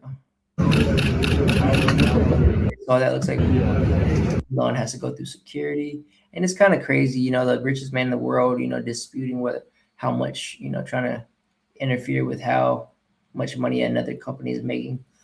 Obviously, that's just going to bolster his margins, right? And I think he's really pushing to become the first trillionaire, right? He's really trying to, trying to get that T. So it says here he invoked Star Trek Utopia versus Terminator Extinction during day 2 testimony against Sam Altman. Yeah, that's what we'll be looking like in 2029 AD, folks. That was an accurate prediction, I guess, in Terminator. Robots going to war. Tell Elon to say. So Elon be like, most AI could kill us, but not my AI. Most AI could kill us, but not my AI. Tell Elon to say, most AI. Credit for one of the most influential. So the case accuses OpenAI of betraying its nonprofit roots by partnering with Microsoft for a $852 billion valuation. Wow. Insane work. $852 billion. Jury selection. Musk seeks $130 billion in damages and Altman's removal. Really? Just enough to make yourself a trillionaire, I guess, right? You must only have, 830. I mean, not 830. What would that be? 870 billion in the bank, and you need that extra money, right? Like, come on, what are we doing here? You're suing the man for money. Alrighty, there you have it, folks. That is Elon Musk versus OpenAI lawsuit versus Sam Altman, you could even say. And what we have next is pretty interesting, folks. Our next topic, I've been kind of, this kind of relates to my life, as from time to time I dabble with the psilocybin, with the microdosing. Ever since I took mushrooms for the very first time, you could say I fell in love. I took them,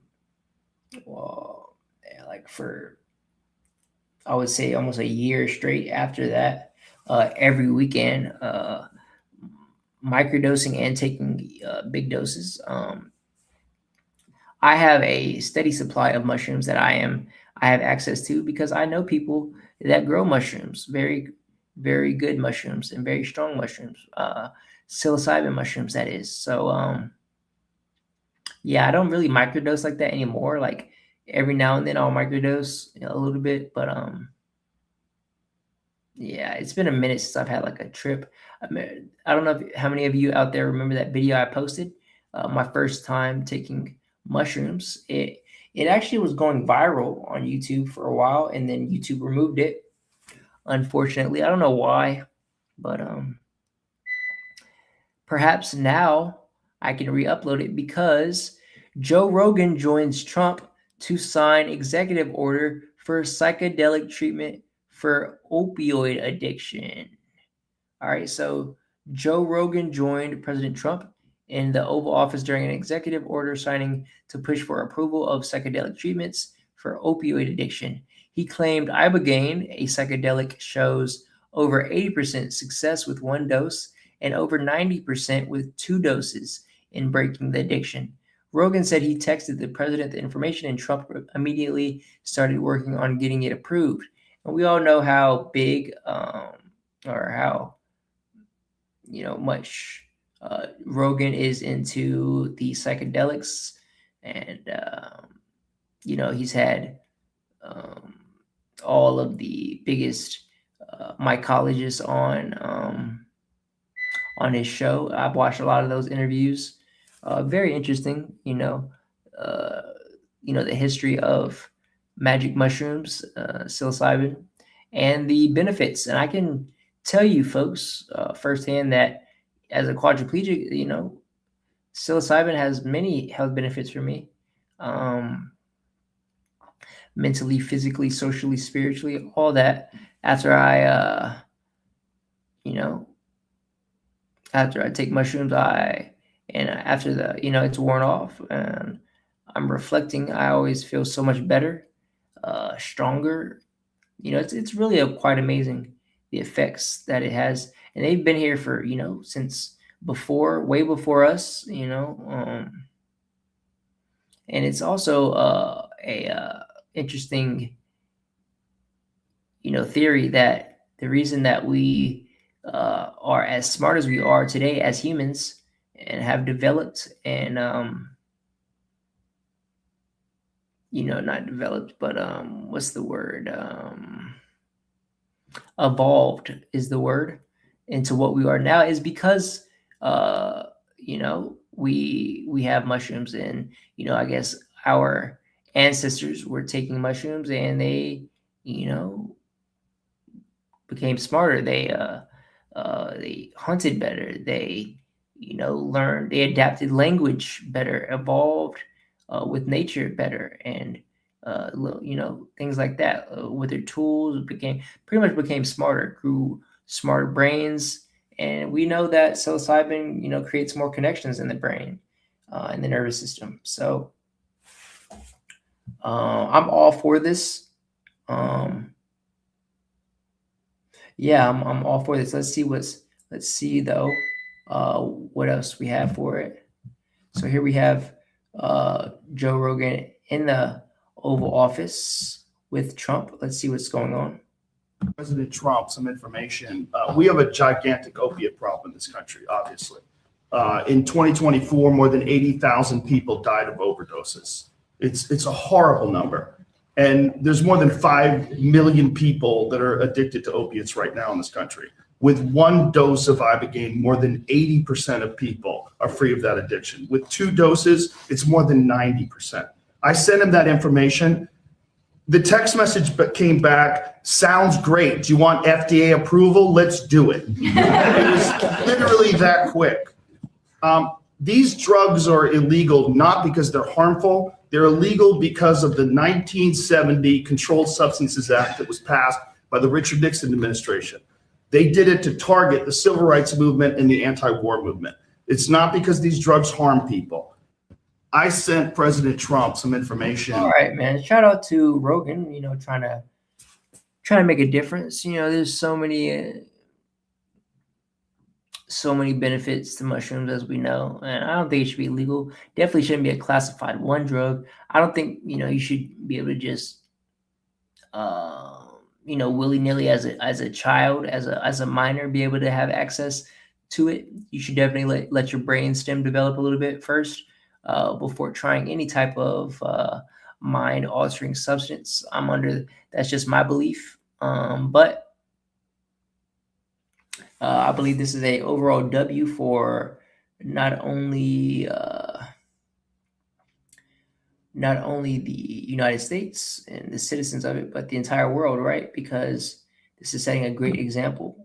And it never should have been illegal anyway, as you heard Rogan state there.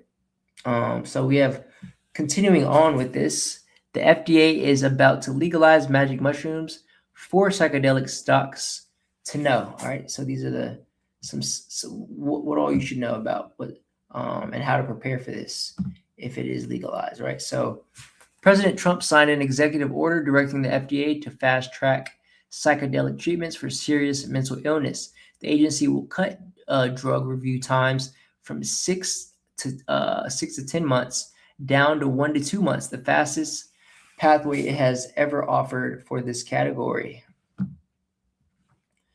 So Compass Pathways, or $CMPS, Compass is developing a synthetic psilocybin pill for patients with treatment-resistant depression. A federal fast track would shorten its path to FDA approval by months and move it closer to becoming the first legal psilocybin therapy on the market. All right. So these are all stocks that you should perhaps invest in, not legal advice or financial advice rather, but just a suggestion. All right. So $ ATAI or ATAI Life Sciences. So ATAI runs a portfolio of psychedelic drug programs spanning psilocybin, ketamine, and other compounds. A faster FDA timeline raises the odds that more than one of its bets reaches commercial approval. All right. Next, we have Definium Therapeutics or $DFTX. Definium is developing a LSD-based prescription drug for anxiety and depression. Cutting the review window from 10 months to 2 could reset its entire commercialization timeline and bring its lead compound to patients years earlier. All right. So we have an LSD-based prescription drug for anxiety. And it seems like, anxiety is pretty much the biggest issue, in depression that psychedelics are helpful with. But, physically, I've felt benefits from psilocybin. I've never tried LSD or any other psychedelics, that is acid or anything else like that. But I can tell you definitively that psilocybin mushrooms do help and benefit in a noticeable way, right? You can't argue with it. And I wish that video was still up. It actually is on Rumble, the video of me, my first time taking mushrooms. And if you check that video out, you will have seen that, all the benefits that I report, how I felt, and how I actually recorded how my body reacted, all the spasms and stuff, being having a spinal cord injury, how my body reacted to that. So if you want to check that out, let me know, and I'll drop the link. It's on Rumble. Let me see my Rumble account. What is my Rumble? I think my Rumble is like X Mickens or something like that. But if you type in my first time taking mushrooms, you'll see it. It'll pop up. So go check that out if you haven't. So, and next, our next stock here that you should probably look forward to, perhaps investing in. Another name here is, and lastly, is GH Research or $GHRS. GH Research is developing an inhaled psychedelic therapy, the first of its kind to be submitted to the FDA. A fast track designation would make it one of the earliest novel delivery methods ever cleared in the psychedelic category. All right. So there you have it, folks. That's the 4 names you should be on the lookout for if you invest, perhaps.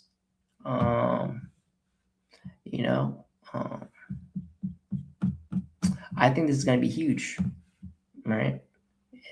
Maybe not now, but in the next 10, 20 years, everyone would have already tried mushrooms. And I've seen mushrooms like at smoke shops and stuff too, like chocolate bars with psilocybin in it and stuff like that. So I prefer not to buy any man-made chocolates or anything made in the lab. I always like to just take the raw mushrooms, eat them like that, chew them up as nature intended. But there's, as you see, there's a bunch of companies already getting into the synthetic versions and pill. They're trying to definitely commercialize it already. So yeah, folks. Just like when cannabis was legalized, in California and other states, and those who invested in it early they made a lot of money, right? So now might be a good time to invest in it, into the psilocybin, these companies, perhaps, or get into perhaps growing your own mushrooms, right? So this person in the comment says, "Don't buy psilocybin made in a lab." Yeah, I agree with that. Personally, this person says, "I'm growing my own shit. I'm definitely not getting my shit from the government." This person says, "Synthetic shrooms sounds dangerous." I mean, it's not really dangerous, really, though. Like, it's really just taking a compound that the shrooms are made of, the psilocybin, and synthesizing it, right? Obviously, you can't trust every company. You want to make sure that what you're getting is ethically sourced. Do your research from the companies, but yeah, I mean, it's nothing to be like terribly scared of because it's synthesized, right? It's just they're just taking it into a lab, isolating the compound and creating a product out of it. So this person says the FDA is not about to legalize magic mushrooms. They did get a piece of paper with Sharpie on it saying maybe they should speed up FDA approvals for synthetic molecules that resemble one of many molecules from magic mushrooms. With that said, buy WE stock. You want, okay, yeah, so another skeptic in the comments there. Alrighty, folks. And with that being said, we have one last topic to close out today's episode. Let's wrap things up with one last topic here. We have things that'll happen by 2050. All right, we always got to have a futuristic topic for each episode. So by 2050, the global population could hit 10 billion, with water shortages impacting nearly half of humanity. Around 800 million jobs may be replaced by AI. Meanwhile, SpaceX is planning a one-way mission to Mars, no return. Water could become more valuable than oil, and conflicts between nations might be driven by access to rivers. So your face may become your only form of identification. With facial recognition everywhere, from stores, streets, even buildings, physical cash could disappear entirely. With every transaction tracked, real meat might turn into a luxury for the wealthy, while most people rely on lab-grown alternatives and AI versions of deceased loved ones. They've already being developed. All right, so let's check them out. These are the things that will happen by 2050. A lot of these are probably a little bit doom and gloom, so the future looks bright, but in some ways it looks scary as well. So let's check them out. So the world population is set to hit 10 billion by 2050. We have currently 8 billion people here on our planet Earth, and they are estimating that there will be 10 billion by 2050. Food production would need to increase by 60%. Water shortages will affect 5 billion people, or half the planet. Next, we have AI replaces 800 million jobs. Drivers, cashiers, accountants, lawyers, radiologists, 800 million jobs gone. The biggest unemployment crisis in human history. We talk a lot about that in previous episodes, how AI is taking over. Next, we have humans will live on Mars. SpaceX plans a colony by 2050. First humans born on another planet. One-way trip, no coming back. Would you want to go live on Mars? Next, we have the dead come back as AI. Your voice, your face, your memories, all stored. AI versions of dead relatives will talk to you. Death no longer means gone. Okay, that one pretty interesting, right? You being able to experience your loved ones who have passed and to be able to communicate with them as if they're still alive. That's going to be interesting. Next, we have your face becomes your ID. Facial recognition in every store, every street, every building. No autonomy. Governments know where you are every second. All right. And we're kind of already living in a age where you're being tracked, as we know, but it's going to be more like a social credit system, right? Where, your face is your ID, right? So next is cash goes extinct. Sweden already 98% cashless. By 2050, physical money is dead. Every transaction tracked, every purchase recorded. Next, we have lab meat replaces rural animals. Rural meat becomes a luxury only the rich afford. Everyone else eats meat grown in factories from cells. All right. So there you have it, folks.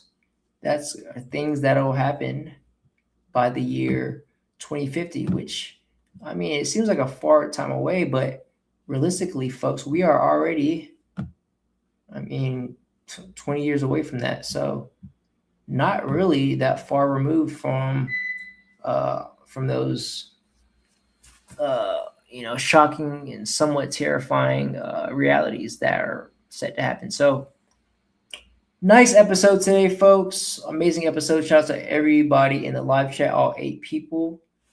In closing, I just want to say, as always, the StormCast is everywhere you can find podcasts. So subscribe on YouTube, drop a 5-star review on Spotify, and follow us on Instagram, Twitter, and Rumble. Your support on Patreon also keeps us going strong. All links are down in the description below. So shout out to everyone who tuned in today's episode, everyone watching the live replay. We'll be back next week, next Friday, same time, around this time, around 3-4 o'clock, for another StormCast. All right. So as I said, you can support the show on Patreon for just $5 a month. You can join a community that gets access to content that I post nowhere else besides Patreon. You can get special requests for videos and other content as well on there, as well as merch and other benefits. So go check that out. And let me know your thoughts on today's episode down below. If you thought about today's topics, good or bad, happy or sad, and what you possibly want me to touch on in the next episode, folks. Drop me a DM on Instagram at IcyMick, and I'll read all my DMs. And if you want to join the show as well, if you want to perhaps be a guest on the podcast, I am accepting guests for future episodes. So yeah, with that being said, I'm going to leave you off with some stoic meditations for today's episode. All right, to end off right. And this is just to get you through the weekend, to keep you motivated, keep you going. And just keep you upgrading and becoming the best version of yourself, which is what we're always striving for, right? So first one is, the highest form of peace is to have no desire to be understood, admired, pitied, or ever even known. Real peace comes when you stop performing for people. No validation, no approval, no audience. You move in silence, grounded in who you are, not in how you are seen. All right. So a lot of people out there, seeking validation on the internet, social media, and that's not the way to go. Perhaps even the opposite, is the, find your own unique identity within yourself and focus on that, not what others think of you, and the approval of others. All right. So the next one is, the next quote I want to leave you off with is, you must be ready to burn yourself in your own flame. How could you rise anew if you have not first become ashes? So growth isn't gentle, folks. It's destruction first. You have to let the old version of you die, your habits, your ego, your comfort. Only then can something stronger take its place. Rebirth demands sacrifice, right? So, in order to become the best version of yourself, you're gonna have to break yourself down first, right? Take becoming stronger As an example, your muscle fibers have to break down before they can become stronger, right? And become bigger and thicker and, stronger and more capable. So yeah, you're going to have to, be able to sacrifice what's even holding you back in order to become the best version of yourself. Those little things, that aren't, benefiting you in your life, that are holding you back, those little habits, those vices, right? You're gonna have to let those go so you can break yourself down and become stronger. All right, so the next one is a man moving must surely meet his luck. All right, so luck doesn't find the stagnant. Action creates opportunity. The more you move, try, risk, the more, quote, luck shows up. Momentum is the real advantage, right, folks? So, of course, it's always going to suck starting day 1 at the gym. All right. But by day 3, day 4, once you find momentum, you start to feel good and it starts to, become a habit, by day, by week 3, month 3, after a year, right? And once you're, moving and you have that momentum, then you have the advantage, right? It's no longer luck. You are creating your own opportunities for yourself, right? The next one is when a person has nothing of their own to be proud of, they start leaning on their collective identities like caste, religion, or nationality, right? So if you haven't built yourself, you borrow pride from groups. Instead of being someone, you hide inside something. True confidence comes from personal achievement, not inherited labels, right? So a lot of people try to, blend into the group. They try to use the group think, and then they start to not, they use that as a fallback, right? To not have to put in the work for themselves, but when you realize that your own identity is what's going to building that, making that, upgrading your own identity, your own strength, your own life, and creating your own beliefs for yourself, and not having to rely on things like religion or your race or things like that, then you become the best version of yourself, right? So if you haven't built yourself, you borrow pride from groups. Instead of being someone, you hide inside something. True confidence comes from personal achievement, not inherited labels. All right. And the last quote I want to leave you off with is, it is all a matter of perspective. If you ask the grass, the deer is the monster. And if you ask the lion, wait. So I read that wrong. All right. So it's all a matter of perspective. If you ask the grass, the deer is the monster and the lion is the protector. All right. So there's no absolute villain or hero, only viewpoints in this world, right? Perspectives. What harms one thing saves another. Truth depends on where you stand. Perspective shapes reality. All right. So what's the common theme with all these Stoic meditations?